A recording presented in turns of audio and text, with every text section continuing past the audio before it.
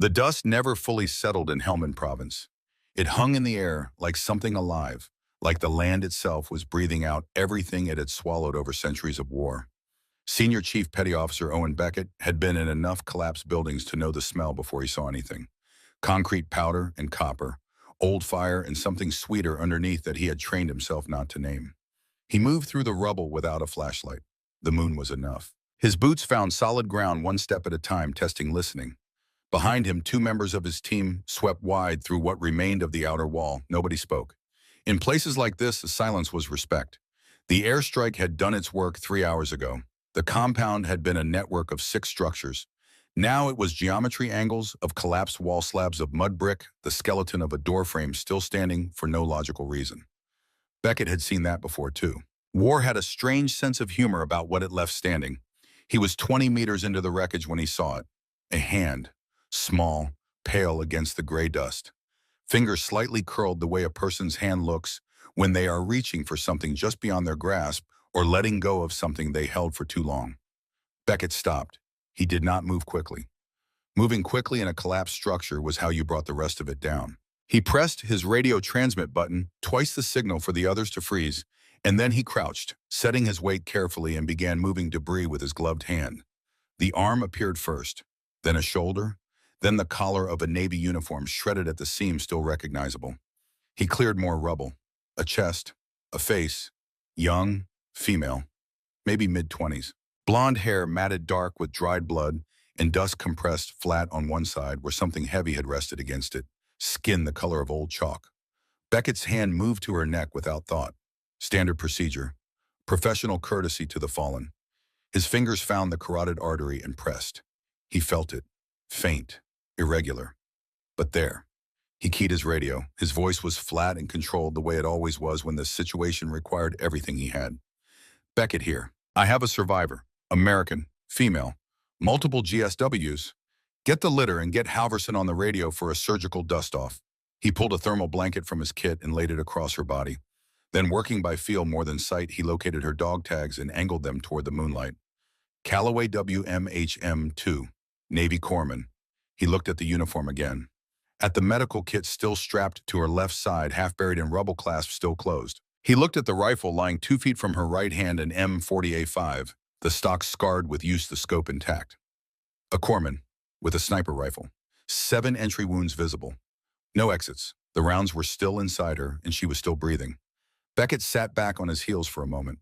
In 23 years of service, he had learned that the most interesting stories always started with a question you couldn't answer by looking at the evidence in front of you. He looked at the rifle. He looked at the medical kit. He looked at the hand that had been reaching for something in the dust. He did not yet know what had happened in this compound over the past 6 hours, but he understood in the way that men who have spent a long time in dark places learn to understand things, that whatever this woman had done here, she had done it completely. The Black Hawk was 12 minutes out. Beckett held the thermal blanket down against the wind that was beginning to move through the rubble and waited. Kansas, 16 years before. The field behind the Callaway property ran flat for 300 yards before it met a line of cottonwood trees that marked the edge of the creek. In autumn, the cottonwoods went gold, and the light through them in the afternoon was the color of old whiskey. Dale Callaway had built a shooting bench at the near end of that field when his daughter was 7 years old. By the time she was 10, she had outgrown it. He did not build a new one. He taught her to shoot prone. She lay in the dry grass with a .308 Winchester that was almost as long as she was, and her father lay beside her with his spotter's scope and talked to her in the same voice he used for everything, quiet, even unhurried, as though the world and everyone in it had all the time they needed. The wind comes from the northwest this time of day. You can see it in the grass. Watch the grass at 200 yards, not at the target. The grass will tell you what the air is doing before the target does. She watched the grass. Hold your breath at the bottom of the exhale, not the top. Top hold is tension. Bottom hold is stillness. She held at the bottom. The crosshairs settled. She fired. The rifle pushed back against her small shoulder, and the steel target at 300 yards rang like a church bell across the empty field. Her father said nothing for a moment, just watched through the scope. Then that's my Girl Scout. Scout was the name he had given her. Not Wren, not his daughter. Scout. It was a word that meant something specific in his world. Someone who went ahead, who read terrain, who saw what others missed and came back to report. He used it without ceremony, the way you use a word that has earned its place. Dale Calloway was Master Gunnery Sergeant, United States Marine Corps, retired. Scout Sniper. 5 deployments across 3 decades. Beirut, the Gulf. Places that didn't have names in the newspapers. A man who measured words the way he measured distance, carefully with purpose, wasting nothing.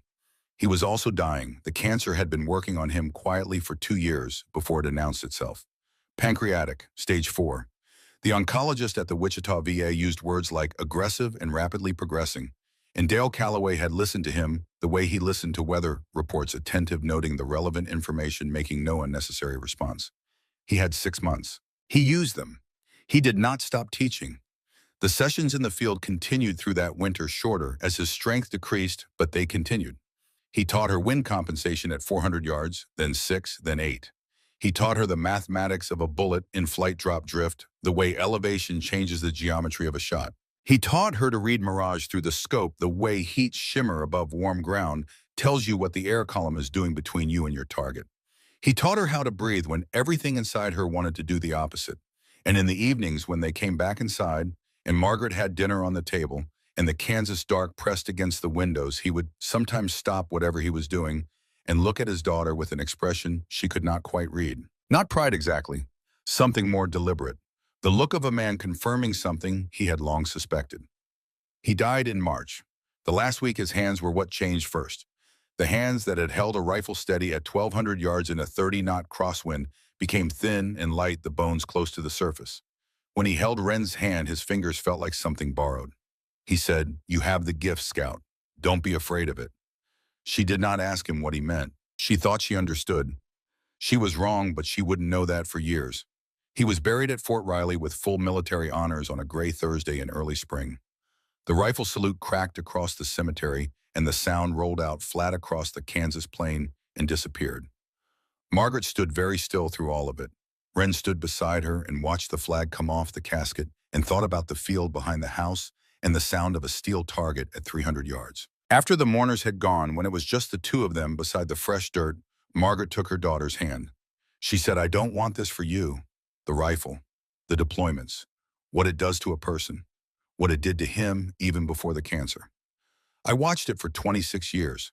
The weight of everything he carried since Beirut, it wore through him long before the cancer found its way in.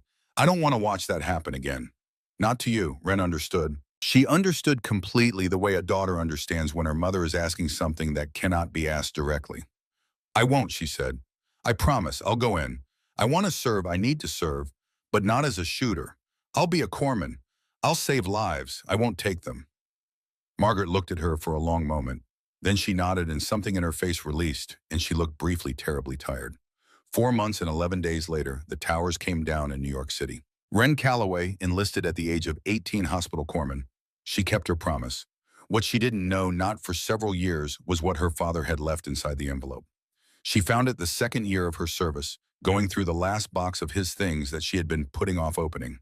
A standard white envelope, her name in his handwriting, on the front sealed. She had thought it was a letter. It was not a letter. It was a single sheet of paper. No salutation, no date, just a numbered list, his precise blocky print, 14 items. She read it twice. Each item described a tactical situation. Specific, detailed, the kind of detail that only came from experience from having been there. Number 3, a casualty with femoral hemorrhage in a structure taking fire from an elevated position. 1 operator, no cover for approach. Standard medical treatment requires both hands in sustained attention. Shooter required to suppress before treatment is possible. Number 7, 2 casualties, 1 critical structure compromise egress, route covered by sniper at distance beyond standard infantry engagement range. No other shooter available. Number 11, extraction vehicle under sustained fire from heavy weapon emplacement. Casualties loaded, but crew unable to suppress. Single oblique firing position available from casualty position. She read all 14. She sat with the paper for a long time. Her father had not been preparing her to be a sniper. He had not been trying to shape her into something the Marine Corps wanted. He had been preparing her for specific moments he understood could come, moments when the person who happened to be there with the medical kit also happened to be the only one who could protect the patient.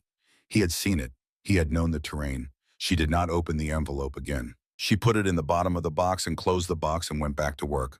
But she did not forget the list. The C-130 hit turbulence somewhere over the Hindu Kush, and the whole airframe groaned like a ship in a heavy sea.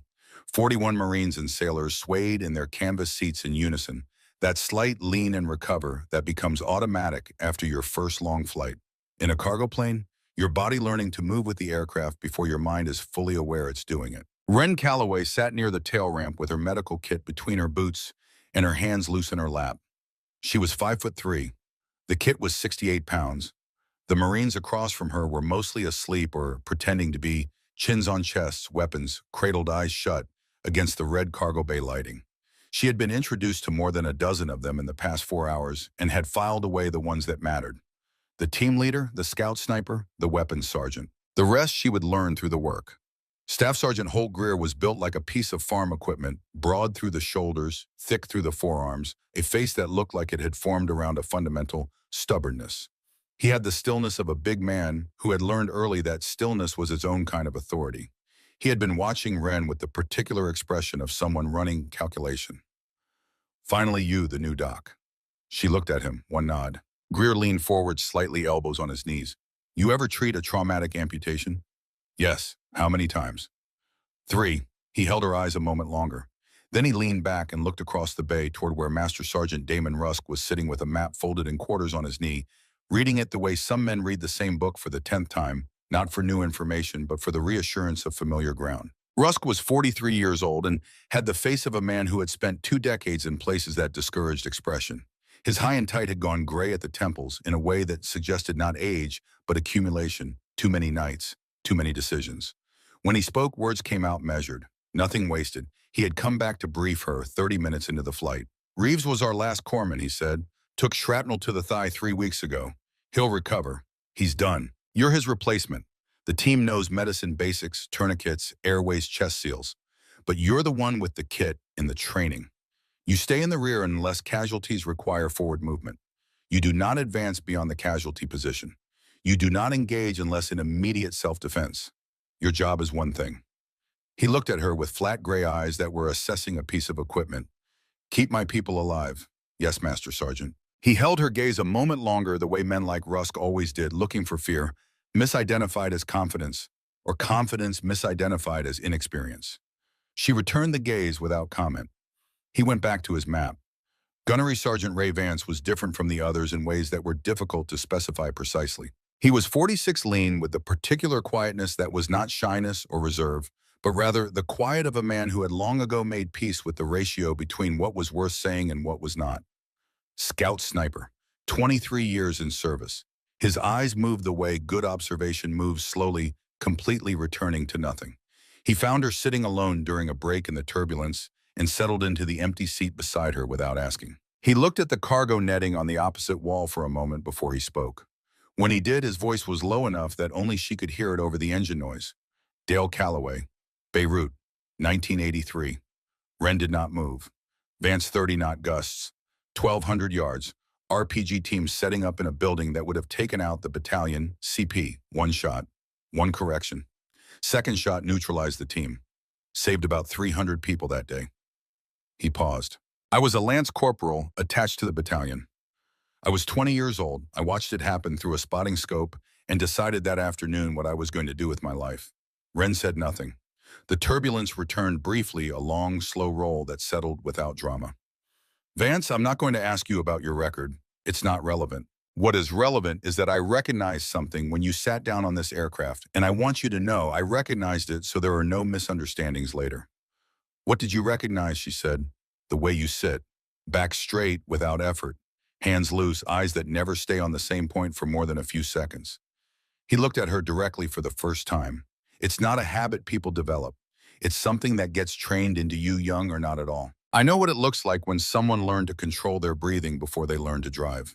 My father taught me, she said. Vance nodded once. I know who your father was. I'm telling you that I know, so you don't have to wonder whether I know, and so you understand that whatever is in your service record, I am looking at something more than your service record. He stood. That's all, Calloway. Get some rest if you can. He walked back toward the front of the aircraft and did not look back. Wren sat with the engine noise and the smell of hydraulic fluid and the distant turbulence and thought about her father's list. Number after number after number. The careful handwriting, the precise details, the quiet certainty of a man who had looked at his daughter when she was 10 years old and already understood what the field behind the house was preparing her for. She had made her promise at his grave. She had meant every word of it. She closed her eyes and did not sleep. Helmand Province, 0200 hours. The team inserted 3 kilometers from the target and moved on foot through terrain that seemed designed to punish forward motion. Loose shale on the hillsides, thorn brush that caught at uniform fabric and didn't release cleanly. The kind of ground that turned a careful step into a sound and a sound into a problem. Wren moved 20 meters behind the main element with Falk beside her, PO3. Noah Falk, 22 years old, on his first mission outside the wire. She could tell from his breathing shallow and too fast the way a person breathes when they are managing something they have not yet made peace with. She had breathed that way herself once. Through the night vision, the valley was a green-gray world of absolute stillness. Every rock rendered in flat dimension. Every shadow deep enough to hold anything. The target was a compound 2 kilometers north. 6 structures clustered together, 3 of them linked by covered walkways. A Taliban facilitator was inside a man who moved money and fighters and occasionally weapons, who had been patient enough to become valuable and careless enough to become visible. The mission was extraction of a human intelligence source, a man on the inside who had decided that his continued value to one side was outweighed by the risk of remaining there. Intel said 15 to 20 armed personnel, possibly more. Intel was always possibly more. Rusk ran the briefing from a laminated map spread on a rock outside the forward staging point. Vance and 2 Marines take the northern approach, high ground overwatch position. Greer primary breach on structure 1 with your element. Falk, you're with me, Calloway. He looked at her. You are at the rally point, rear security position. If we take casualties and they can be moved, they come to you. If they cannot be moved, you go to them. His eyes held hers. Only if they cannot be moved. Understood. Understood, Master Sergeant. He folded the map. Nobody asked questions. Questions belonged in the planning phase. Out here, they were evidence of incomplete preparation, and nobody on this team was incompetent. They moved out at 0230. The compound was dark and still when they reached the outer perimeter. No guards visible at the main entrance. Vance's voice came over the radio from the high ground north position, quiet as weather. Overwatch set. I have 2 individuals on the east wall sleeping or close to it. No activity in the courtyard. You're clear to approach. The elements moved. Wren took her position at the rally point behind a collapsed section of the outer compound wall, 30 meters back from the main structure. She could see the breach point. Through the night vision, the world was sharp and strange, all depth and no color. The mission ran cleanly for 11 minutes. Then Structure 3 detonated. It was not a vehicle-borne device, and it was not the result of a grenade. It was a secondary something cached inside the structure that caught the blast wave from the primary breach charge and went up. The sound was enormous and physical, a pressure wave that pushed against Wren's chest and ears simultaneously. The structure's roof went first, then 2 walls outward and down. The radio erupted. Greer's voice controlled but tight. Structure 3 is down. I have personnel inside Merritt, and Thorne were in the secondary room during breach. Rusk casualties, Greer unknown. Structure is compromised. I can't reach them from the east side, too much debris. Wren was already moving before Rusk's voice came back. Calloway, Structure 3, now. She ran through dust that had turned the air white, the kit bouncing hard against her back, 68 pounds of everything she was going to need. The destroyed building was ahead of her, 2 walls still standing at broken angles, the interior open to the sky. She found the gap in the rubble and went through it. Inside, darkness smoked the chemical smell of explosive residue, and beneath that, the warmer copper-sweet smell she had learned not to think about too directly. Her weapon light cut a path through the haze. Calloway. I'm here. Thorne Merritt sound off. A sound, weak but present. The far corner. She moved toward it, stepping over and around debris, testing each footfall before committing her weight. The ceiling above her was wrong. Sagging in the middle, a main support beam cracked and displaced, holding itself up on nothing more than friction and habit. The light found them. Corporal Dawson Merritt, 23 years old, from somewhere outside Amarillo. He was pressed against the remaining wall with his left leg at an angle that required no medical training to identify as wrong. The fabric of his trousers was dark and wet from mid-thigh down. His face was the color of unfinished concrete, and his breathing was the kind of fast, shallow breathing that a body produces when it is trying to compensate for something it cannot compensate for. Beside him, LCPL Ely Thorne. 19. He was trying to breathe and failing at it incrementally. His lips had gone from pink to the blue-gray of old bruising. His neck veins were distended. His trachea, when she looked, was deviated slightly rightward. Two men, both critical. Both on timers she could not see but could feel. She dropped her kit and went to work. Merritt first. The femoral artery was compromised. The blood pooling beneath him was not arterial spray, but steady seep, which meant partial laceration rather than full transection, which meant she had more than 90 seconds but not much more. She pulled the cat tourniquet from the outer pocket of the kit, positioned it high and tight on the left thigh, and began cranking the windlass. One turn, two, three, four. The bleeding slowed. She locked the windlass, noted the time on the clip, and looked at his face. "Stay with me, Merritt." He looked at her with the eyes of someone navigating between two kinds of darkness. His lips moved. The words came out in pieces, breath rationing what his body could manage. Amarillo. He said first, the word arriving, before the thought was complete, the way the mind reaches for home when everything else is failing. Melissa. Brown hair. She makes us laugh. His eyes drifted toward the ceiling. Like she can't help it.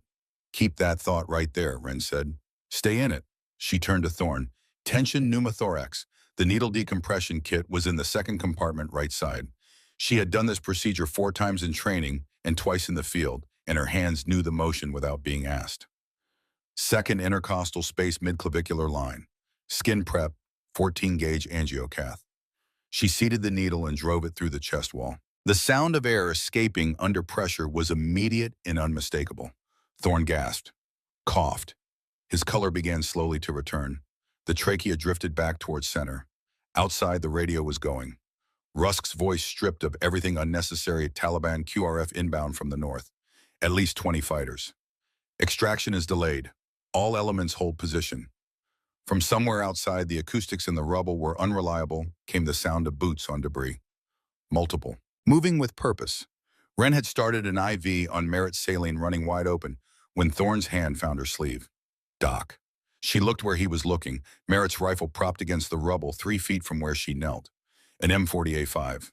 The long stock, the heavy barrel, the Schmidt and Bender scope that her father had once described as the difference between guessing and knowing. 60 yards away at the outer edge of the compound, shadows were resolving into shapes. Moving shapes. Coming toward the gap in the wall through which she had entered. She looked at the rifle. She looked at Merritt's IV line. Running clean. Tourniquet holders. Stable for the next few minutes, maybe longer if she was lucky, but only if the next few minutes didn't introduce new variables. She looked at Thorne. Color returning. Breathing still labored but present. She looked at the shapes in the gap. 6, possibly 7. Moving with the deliberate spread of men who had done this before. 50 yards, closing. Her father had written 14 scenarios on a single sheet of paper in his careful, blocky print and sealed them in an envelope she had found years after his death. She had memorized all 14 without meaning to, the way you memorize certain things, not because you try, but because your mind recognizes them as terrain it will need to navigate. Number 3 had been about a casualty with femoral hemorrhage in a structure taking fire. Her hands moved to the rifle. The M40A5 weighed 12 pounds empty. The stock was cold from the night air and rough against her palm where the finish had worn off through use. She pulled it into position and the weight settled against her shoulder with a familiarity that felt like something she had been running from for 6 years. The shapes in the gap were 40 yards away. She found the scope with her eye. The night vision attachment rendered the world in green. She could see faces now. She could see the weapons they were carrying. She thought about Kansas. She thought about a gray Thursday in March and a rifle salute and her mother's hand. She thought about what her father had written. Not the introduction, which he had not written. Not the apology, which he had also not written. Just the list. 14 precise descriptions of moments when one specific skill set was the only thing that stood between a casualty and what came next. She exhaled slowly. At the bottom of the exhale, when the body is most still, when the heartbeat is at its lowest point between contractions, she settled the crosshairs. And for the first time in 6 years, Wren Calloway prepared to do something she had sworn she would never do again. The first shot missed, 4 inches left of center. The bullet passed close enough that the man it was meant for flinched sideways, an involuntary animal response, and then stood still again, confused by what he had heard and not yet understanding what it meant. Wren worked the bolt. Smooth automatic. The spent case ejected and fell somewhere in the rubble beside her knee. She knew what had happened before she had fully processed the miss. The wind had shifted in the last 90 seconds, picking up from the east, and she had not compensated. A fundamental error. The kind of error that happened when your hands remembered the mechanics, but your mind was still arguing about whether to use them. She breathed out. Let the argument go. Found the stillness between one breath and the next, that half second at the end of an exhale, when the body is neither pushing nor pulling, when the mechanical demands of living pause long enough for everything else to be exact. The shapes at the gap had scattered when the first round went downrange. Two dropped prone behind rubble. Two more moved left, stacking against the outer wall. One had raised his weapon and was firing at her position high and wild, not knowing her exact location, shooting at the sound. Rounds snapped through the air above her head and kicked up dust from the concrete behind her. She did not move. The wind at 200 yards was moving the dust in a specific direction. She watched it. Her father's voice, the grass tells you what the air is doing before the target does. She had no grass. She had dust, and dust behaved the same way. And the dust was telling her the wind had swung to come quartering from the southeast at approximately 12 miles per hour, maybe a touch more. She adjusted the scope. 2 minutes of angle right. She fired. The rifle punched her shoulder. Through the scope, she watched the result at 680 yards, and it was immediate and unambiguous. The night went quiet in the way that happens after a large sound, a ringing pressurized quiet, as though the air itself needed a moment to recover. Then from somewhere outside from Greer's position along the northern wall, a voice came over her earpiece. Who just fired from Structure 3? Nobody answered. There was a pause. Then Rusk's voice, carrying a specific quality she had not heard from him before. Calloway. That was you. It was not a question. She did not treat it as one. She was already back at Merritt's side, checking the tourniquet, checking the eye of line, pressing her fingers against his neck to read his pulse. Still there, weaker than 3 minutes ago. His eyes were open, but not fully tracking. Stay with me, Merritt. Right here. She checked Thorne. His breathing had stabilized after the needle decompression, but the sound of it remained wrong, a slight catch at the top of each inhale, like a door that didn't quite close. She would need to monitor for reaccumulation. The radio crackled again. Rusk, all elements. I have an update on QRF machine gun team in elevated position 810 yards northeast. They are setting up on the ridgeline. Once operational, they will have firing lanes across the entire compound. We cannot maneuver, we cannot extract, and we cannot bring the bird in. Anyone who has a solution, I need it now. Silence on the channel, then Vance's voice, calm as stone. I do not have a viable shot from my position. The angle is wrong. I am behind the ridgeline from here. Calloway, what is your sight line from Structure 3? She looked at the wall to her north, a ragged horizontal break at roughly eye level from the prone position. She could see through it and beyond. She could see the ridgeline. She could see the heat signatures of 2 men setting up on it. I have the ridgeline, she said. Vance range, 810, uphill, maybe 40 feet of elevation change. Vance was quiet for a moment. When he came back, his voice had the quality of a man reading a problem aloud rather than offering an opinion. Uphill shot at 810 in a crosswind at night. The elevation change means you treat it as a shorter shot, something closer to 750, for trajectory purposes. Wind is going to push the round significantly at that distance. He paused. Can you make it? She looked at Merritt. His eyes had closed. She slapped his cheek lightly, not hard enough to hurt, hard enough to matter. His eyelids fluttered. She held up a finger. Follow this. His eyes tracked the finger, slowly, but they tracked. She had maybe 8 minutes before he needed her full attention again. The machine gun team was nearly set. In 4 minutes, maybe less, they would have firing lanes across every position Team Havoc occupied, and the Black Hawk holding 10 miles west would never be able to come in. Merritt needed a surgeon. Thorne needed a surgeon. Neither of them would have one if that gun crew finished setting up. She did the mathematics in her head the way her father had taught her. Not quickly was how you got the calculation wrong. Deliberately, one variable at a time. 810 yards, uphill at 18 degrees, which meant she compensated by treating the shot as 745 yards for trajectory. Wind quartering from the southeast at approximately 12 miles per hour, possibly gusting to 14.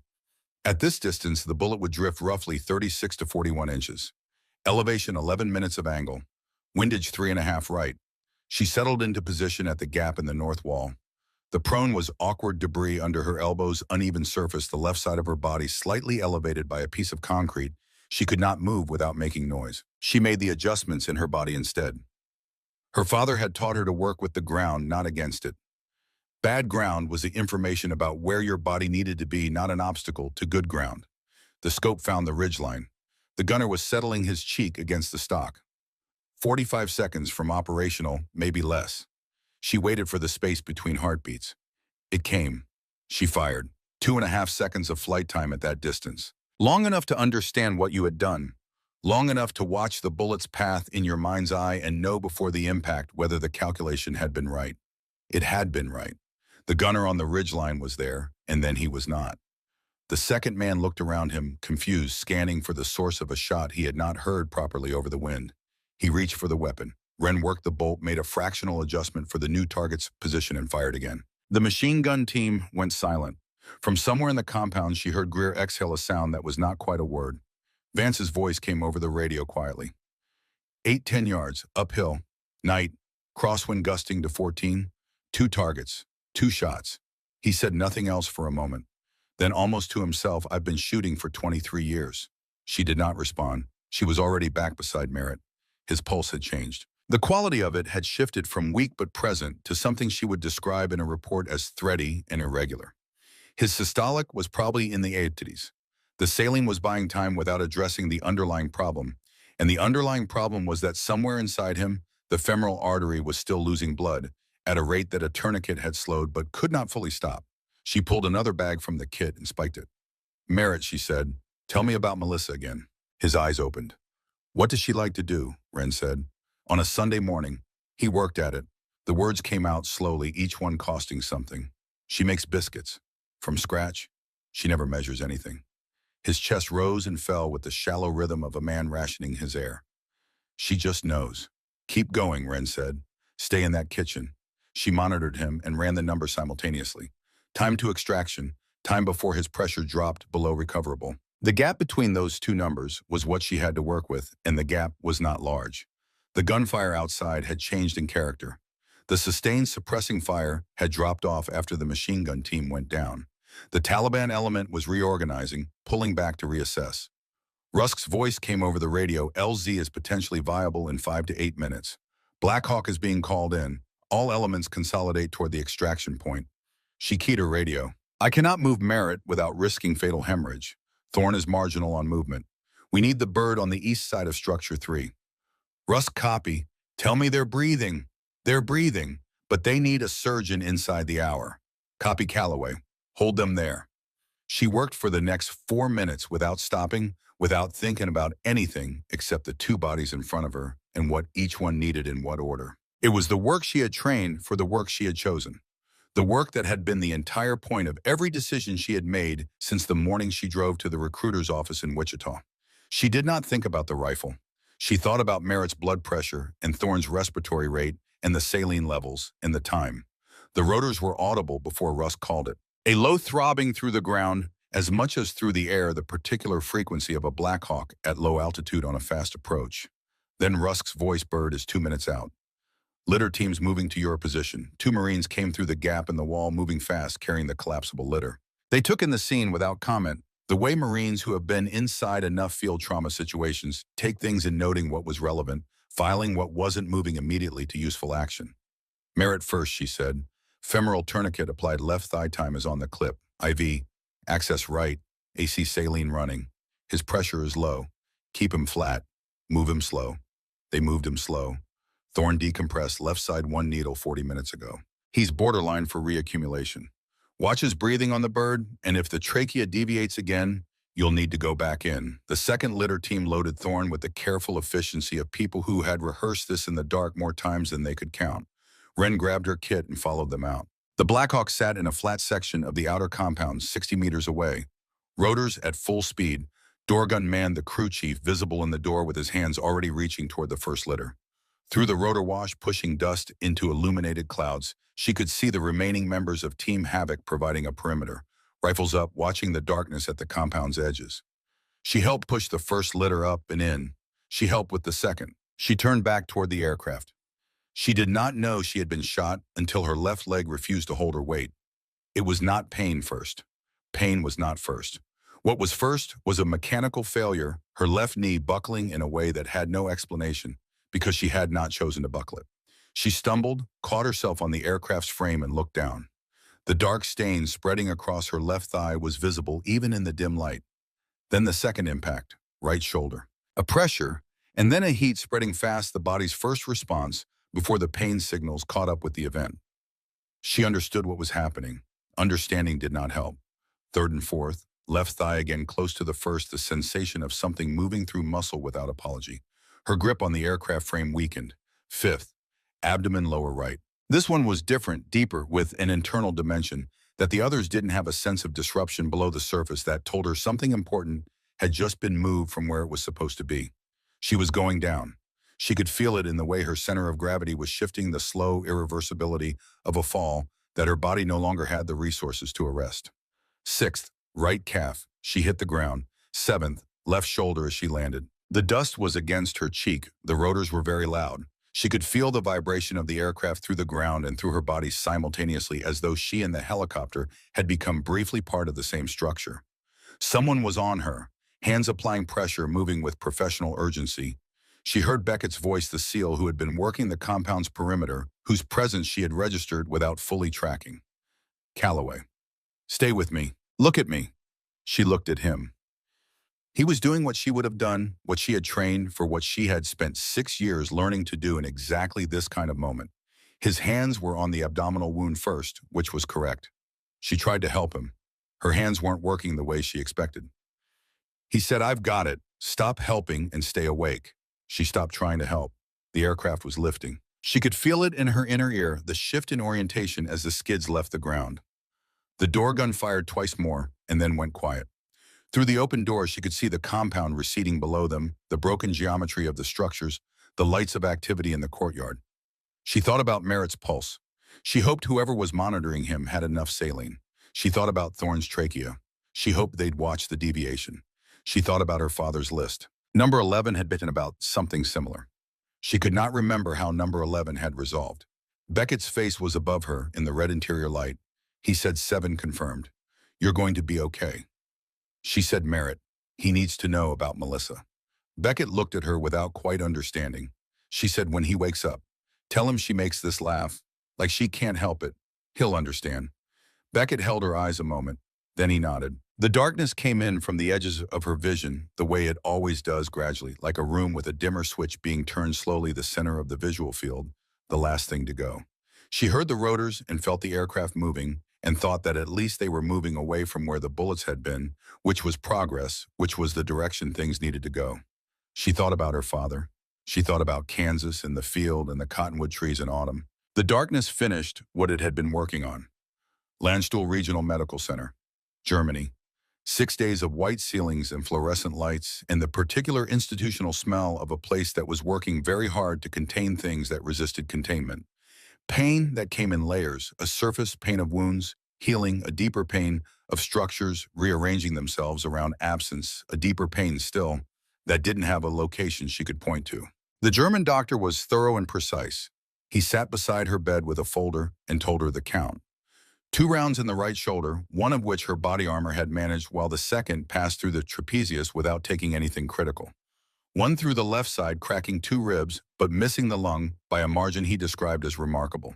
2 in the left thigh, the first of which had nicked the femoral artery. She had survived that one, because a tourniquet she was already wearing for an entirely different reason had slowed the bleeding enough to matter.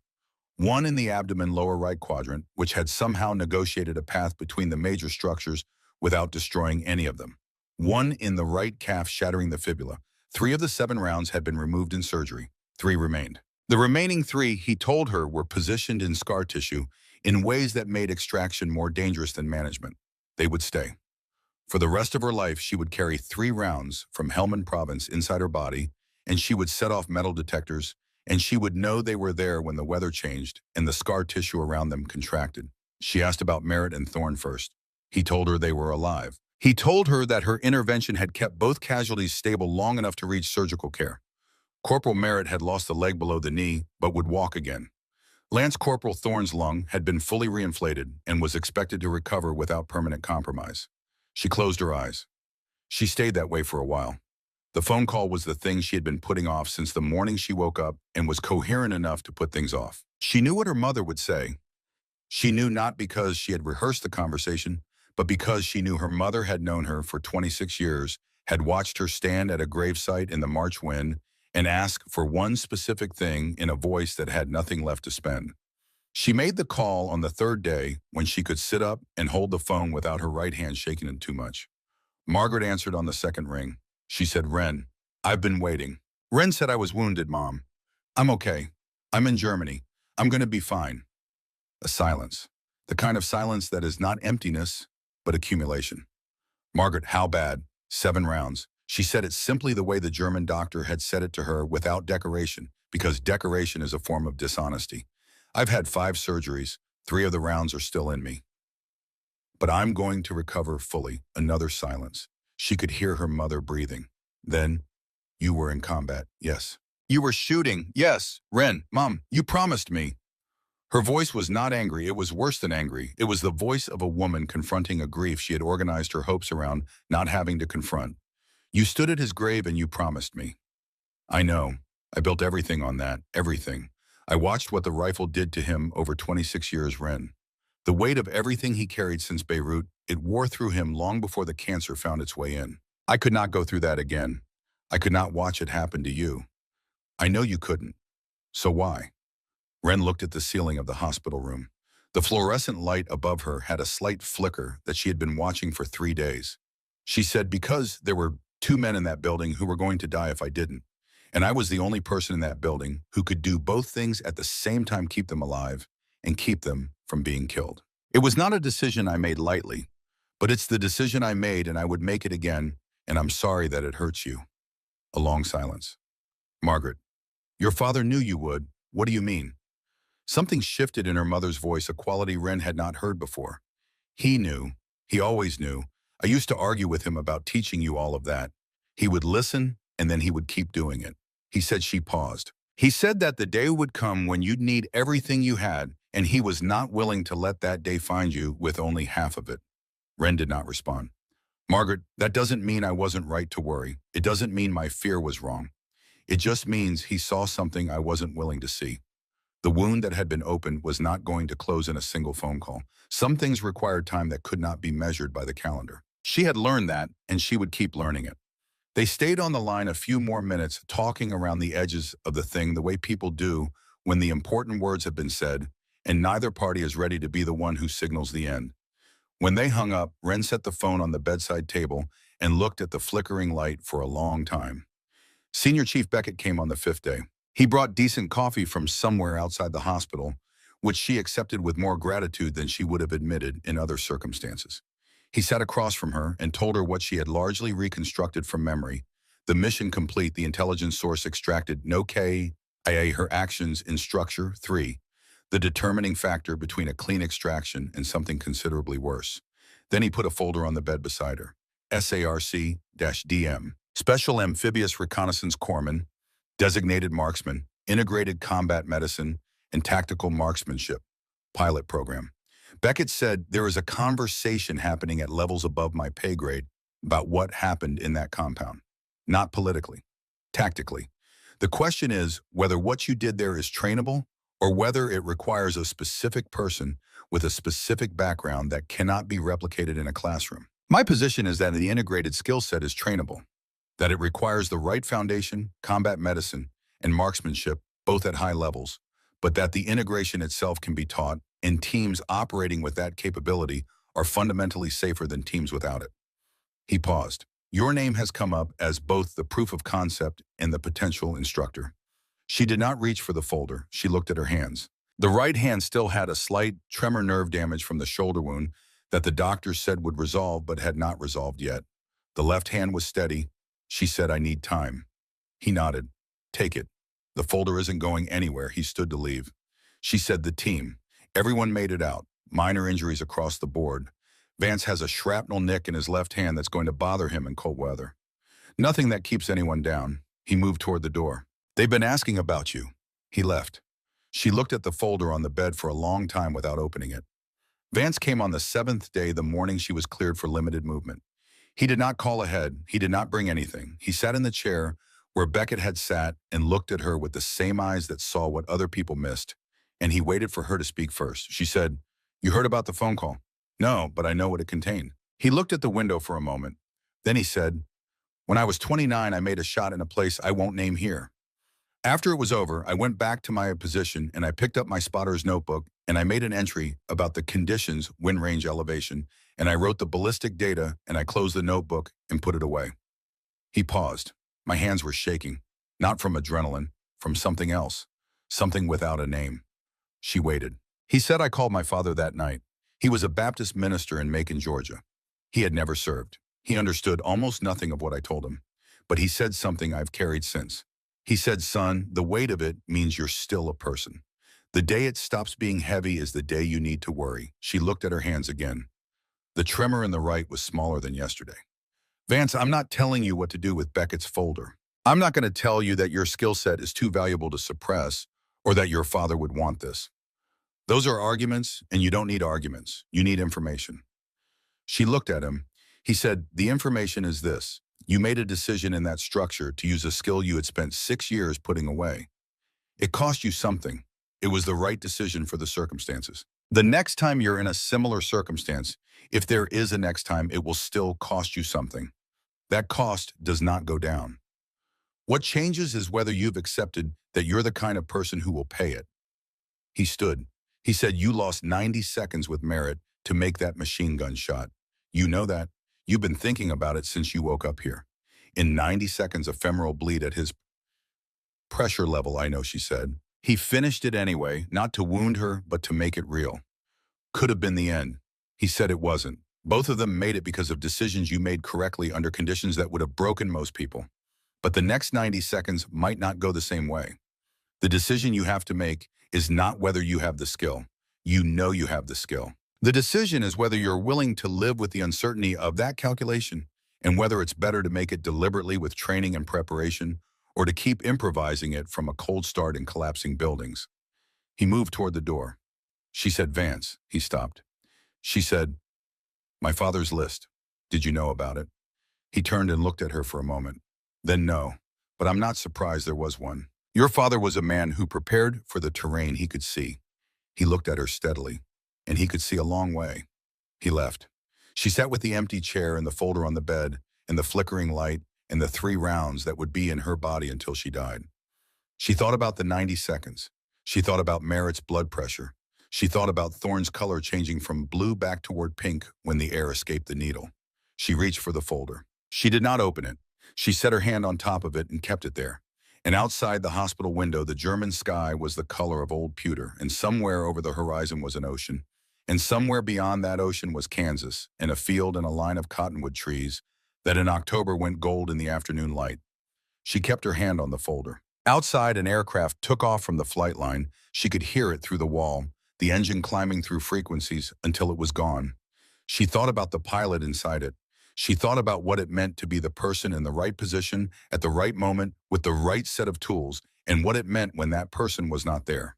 She kept her hand on the folder until the sound of the aircraft had completely disappeared. Then she closed her eyes and let the German dark press against the window and did not move at all for a very long time.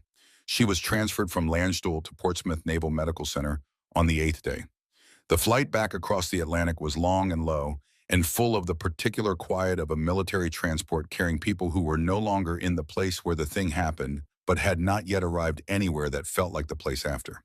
She slept most of the crossing. At Portsmouth, she had 4 weeks of physical therapy. A Navy physiotherapist named Garrett worked her shoulder every morning for an hour, with the methodical patience of a man who understood that recovery could not be hurried, only sustained. The tremor in her right hand resolved in the 2nd week. The limp from the calf wound would take another month to fully disappear, and even then it would return occasionally in cold weather, or at the end of a long day, the compound asserting itself. She ran every morning at 5:30, half a mile at first, then 1, then 2. She rebuilt the way her father had taught her to learn anything incrementally without impatience, 1 layer at a time. The folder sat on her desk unopened for 11 days after Portsmouth. Russ called on the 23rd day. He did not preamble.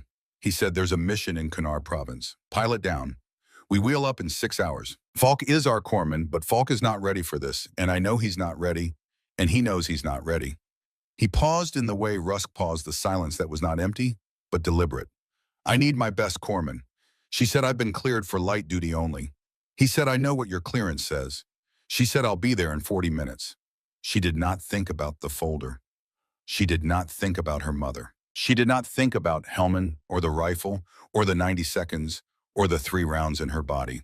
She thought about a pilot in a valley in Kunar province and what he would need when they found him, and she assembled her kit with the automatic competence of 6 years of muscle memory, and she was in the vehicle with her seatbelt fastened before she had fully processed that she had said yes. That she understood was the answer the folder had been waiting for. The Blackhawk went in at 0440 low and fast over terrain that seemed to rise to meet it, the mountains of Kunar pushing up from the dark in shapes that the night vision turned into a green geography of absolute indifference. 8 members of Team Havoc in the cabin, plus Ren and Falk, the young corpsman, sitting across from her with his kit between his knees and his hands loose in his lap in a deliberate impression of calm that was not yet natural but showed intent. The crew chief's voice came over the intercom at 2 minutes out.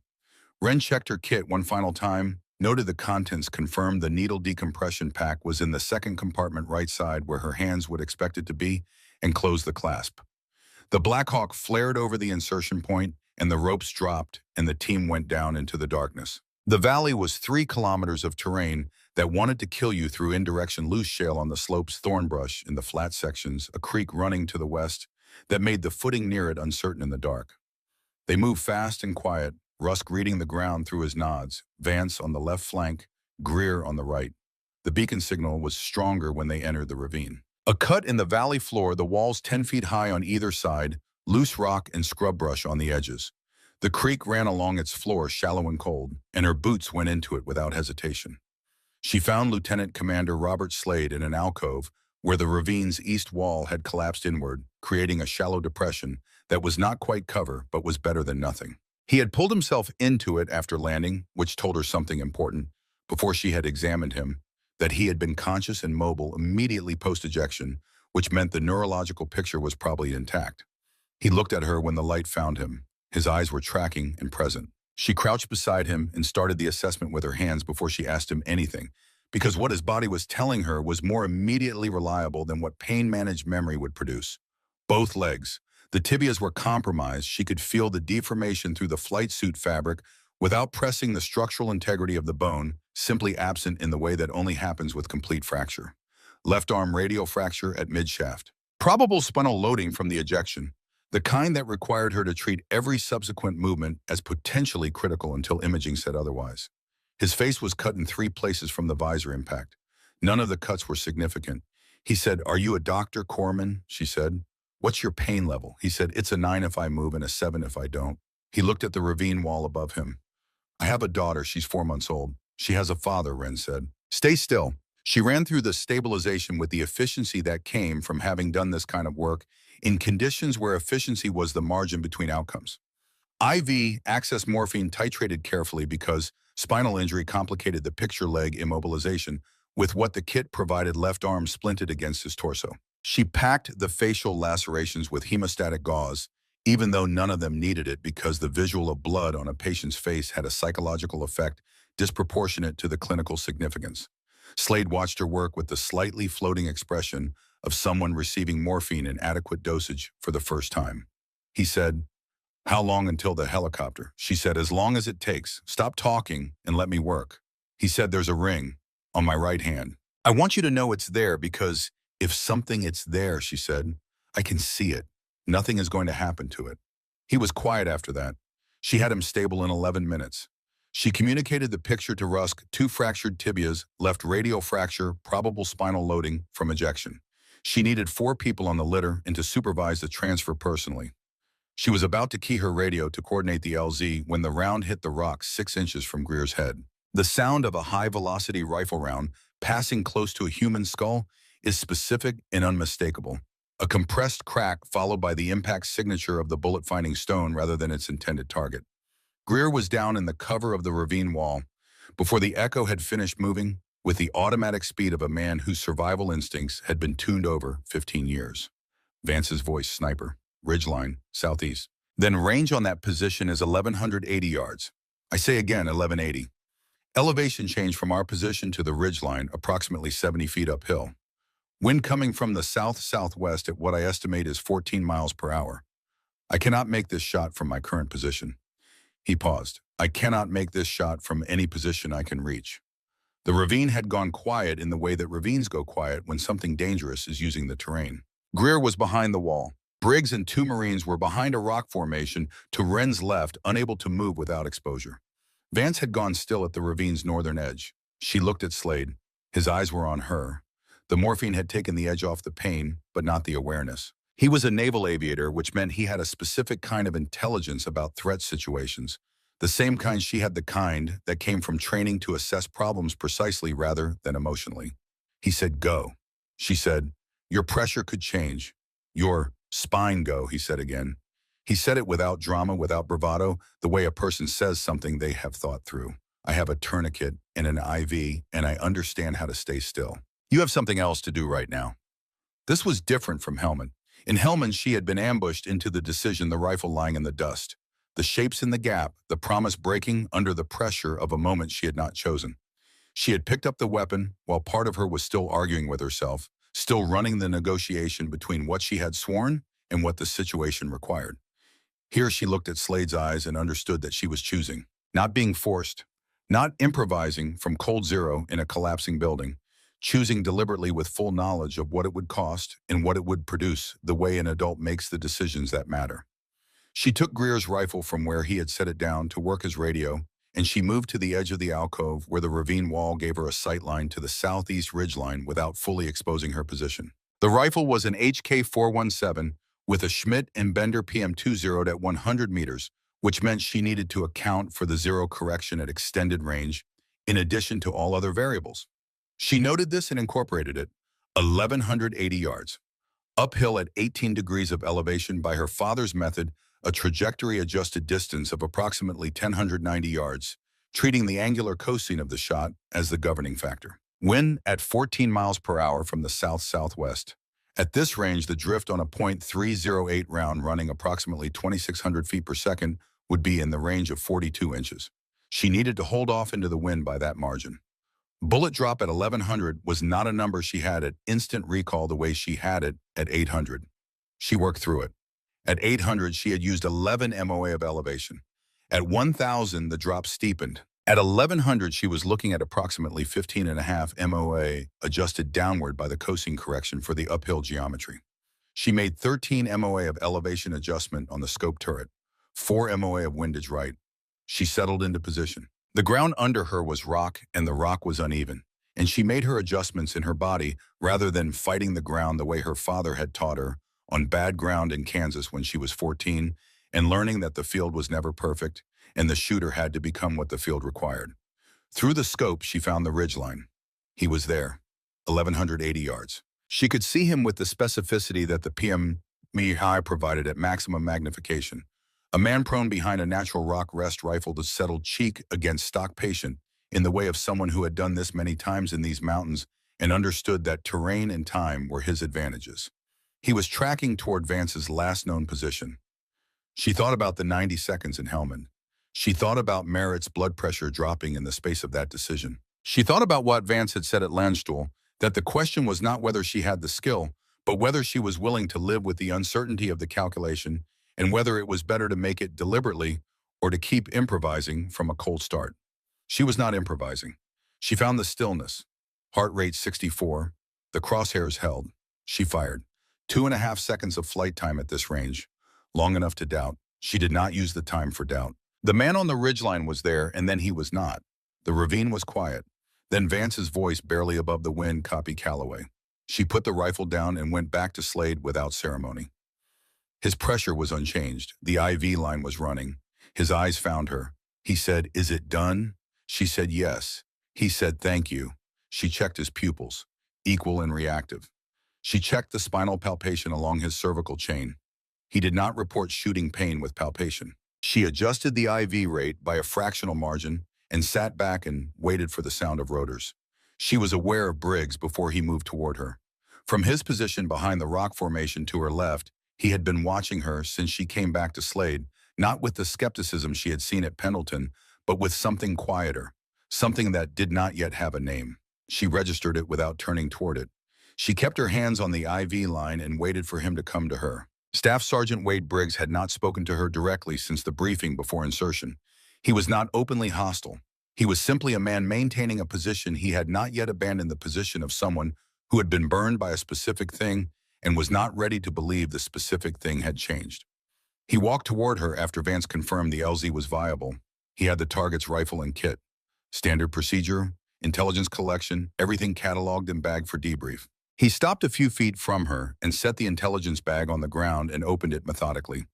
Radio, extra magazines, a worn notebook, field dressings, and a photograph. He held it for a moment before setting it with the rest of the contents, and she saw his hands slow slightly, the way a person's hand slows when it contacts something unexpected. She looked at the photograph. A woman dark-haired standing in front of a low concrete building in afternoon light. Beside her, two children, a boy of perhaps 6 and a girl younger, both looking up at the camera with a particular expression of children squinting against the sun and trying to remember to smile. The man in the photograph was standing to the woman's right with his hand on her shoulder. Briggs looked at the photograph for a long time. She watched his face go through something not softening exactly, more like a wall, experiencing a hairline fracture, something structural, giving way by fractions. He said quietly, not to her specifically, and not to the photograph, Danny Reese carried one just like this. She did not ask him to explain. She waited. He said, Corman, my last team, 22 years old from Bowling Green, Kentucky. He had a wife and they just found out she was pregnant when he deployed. He kept the ultrasound photo in his left breast pocket. He said it was better than a vest because nobody could take it from him. He set the photograph back in the intelligence bag. He said he was treating a casualty in an alley in Ramadi, and the position took fire and there was nobody to return it while he worked. He tried to do both and he couldn't. He went down trying to keep his patient alive. She said nothing. Briggs looked at her. His expression was not apologetic. It was the expression of a man who had been carrying something specific for a specific amount of time and was now, without ceremony or announcement, setting it down. He said, when I heard you were coming on this mission, I thought he stopped. He restarted. I thought you were going to be another person I was going to have to watch go down trying to do two things at once.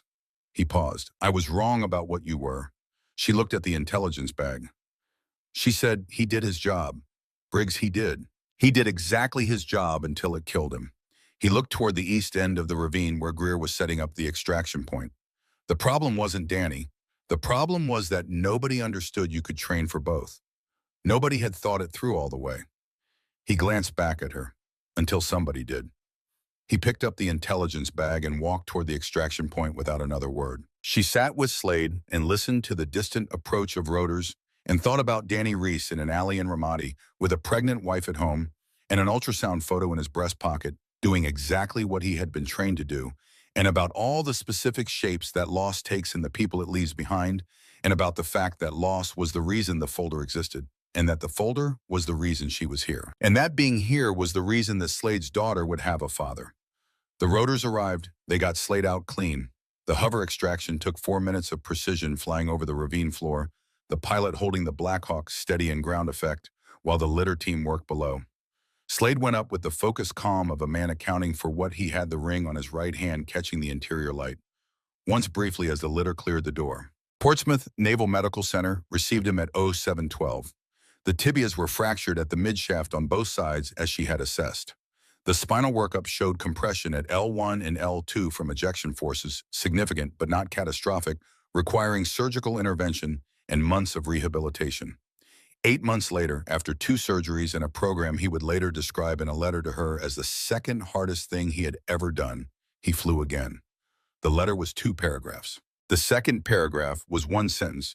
The ring is still on my right hand. She was in the PT wing at 0800 for her scheduled session with Garrett, who looked at her and then looked at the dried creek water on her boots and said nothing about it, simply proceeded to the session with the same methodical patience he brought to everything. She ran 2 miles that evening. The limp was there at the end. She noted it and continued. The folder was on her desk when she came back. She sat down. She opened it. She read it carefully, the way she read anything that mattered, once for the content, once for the implications, once for what it was not saying. The SARCDM program was framed as a pilot 12 to 16 candidates per cohort, mixed backgrounds, of corpsmen and trained shooters curriculum to be developed in coordination with Naval Special Warfare and MARSOC. The integration was the key phrase in every section, not cross-training, which implied alternating between two disciplines, but integration, which implied simultaneous operation, one informing the other, each expanding the capacity of both. She turned to the signature page. She thought about her father's list. 14 scenarios. The careful handwriting of a man who had been preparing terrain for someone who would not arrive at it for years. Not preparing her to become a sniper. Preparing her for the specific moments when the person with the medical kit was also the person who had to keep the medical kit viable. She thought about Merritt's blood pressure dropping in 90 seconds. She thought about Slade saying go his hand loose on the stone floor of the ravine. She thought about Danny Reese and Ramadi and the ultrasound photo and the particular shape of what his loss had made of Briggs, and about the fact that grief was the reason the folder existed, and that the folder was not asking her to become something she was not. It was asking her to stop pretending she was only half of what she was. She picked up the pen. She signed her name. Falk came to her office the next morning before the duty day began. He stood in the doorway with his cover in his hands, in the expression of someone who had been working up to something for several days. He said he was putting in for a transfer. Fleet surgical team, he said. The kind of work that kept him close to the medicine. She looked at him for a moment. He was 22 years old and he had done his job on the Kunar mission, and he knew with the self-knowledge that honest young people will sometimes have exactly what his job was and was not. She pulled out the recommendation form without being asked. She said, "You're a good corpsman, Falk. The work you're built for and the work I'm built for are not the same work. Understanding that distinction is itself a form of competence." He nodded once. He left without ceremony. She signed the recommendation and put it in the outbox and went back to the curriculum she was developing for SARC, DM Class 1. Margaret called on a Sunday in October, 3 weeks after Kunar. She answered on the second ring, and the line was clear, her mother's voice close and exact. Margaret said, "I read an article." Ren said, "Mom." Margaret said, "Navy Times. They published something about a new training program. Your name was in it. Not prominently, a small reference, almost a footnote, but your name was there." She paused. "I've read it 4 times. Ren waited. Her mother said, "I've been thinking about something your father said to me once. This was before you were born, early in our marriage, the second deployment. I was angry at him for going again, and I said something I won't repeat, and he listened to it all. And then he said, 'Margaret, there is going to be a day when the person next to someone who is hurt is going to be the only thing between that person and dying. And if that person doesn't have every skill they need, the outcome is on all of us.'" He said it plainly, the way he said everything, not as an argument, just as a thing he believed to be true. She stopped. The connection held its silence. "Margaret, I told him that was a reason to train more people, not to take you out of the house to shoot targets in a Kansas field. He said yes, and it was also not a reason to leave his daughter with only half of what she might need."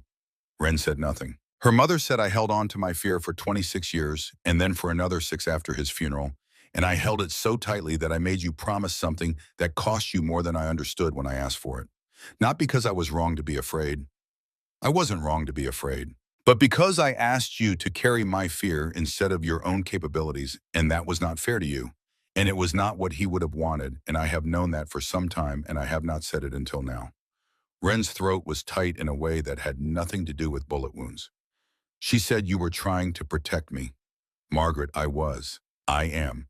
I will always be trying to protect you. That doesn't change.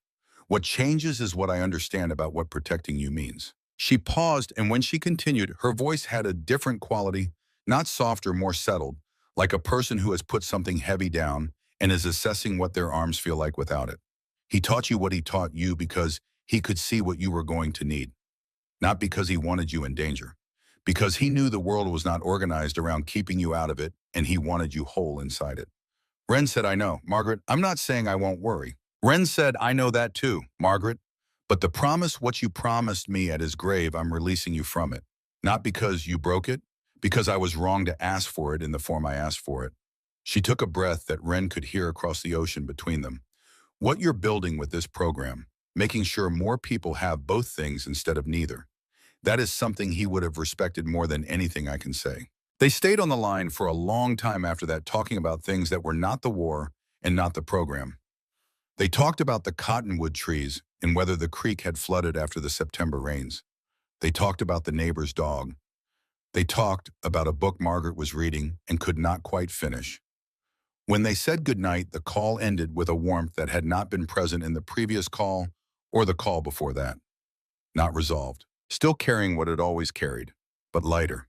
She set the phone down and looked at the dark outside the window and felt something she had not felt since before her father's diagnosis. Not peace, she was not naive enough to call it peace, but something adjacent to it, the feeling of two opposing forces finding a temporary equilibrium. Not resolved, but held. The letter from Merritt arrived in the third week of October, postmarked Amarillo, Texas. He did not write much. The letter was 3 paragraphs on a single sheet of paper, the handwriting large and careful, in the way of a person concentrating on each word. He said he was getting fitted for the prosthetic next week. He said the physical therapist was not someone he would describe as gentle, but was someone he would describe as effective. He said Melissa had cried when he came home, and he had cried too, and he did not feel the need to specify for how long. He said they had set a date. At the bottom of the page below his signature, he had written one additional sentence. He wrote, "You kept me alive long enough to come home to her." That's everything.